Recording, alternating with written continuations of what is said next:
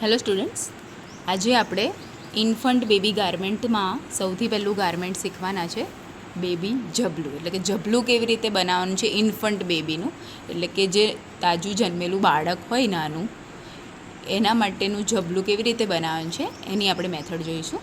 Infant ગાર્મેન્ટમાં આપણો એનો સમાવેશ થશે. આપણે બ્રાઉન પેપર લઈ લીધેલું છે, આ એની ગ્રેન લાઇન છે, બરાબર છે લંબાઈમાં.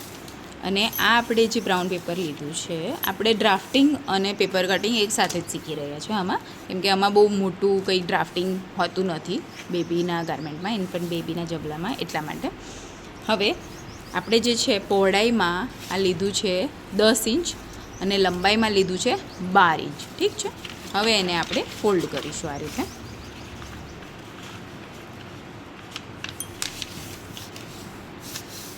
આ રીતે ફોલ્ડ કરીશું. આપણું ફોલ્ડ થઈ ગયું. હવે આપણે સૌથી પહેલાં ગળા માટેનું મેઝરમેન્ટ લઈશું.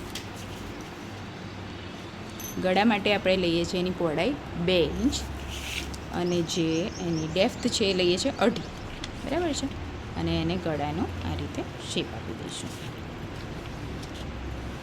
ગોળ જ આપણે બનાવીશું કેમ કે આપણે એમાં સ્ટ્રિંગવાળું બનાવીશું, એટલે કે દોરીવાળું બનાવવાનું છે આપણે. અને અહીંયા જે પટ્ટી છે શોલ્ડર માટે 1 ઇંચ લઈ લઈશું અને આર્મ હોલ માટે આપણે લઈશું 3 ઇંચ જેવું માર્કિંગ, બરાબર છે. આ રીતે અને આ રીતે એને આપણે આર્મ હોલને શેપ આપી દઈશું.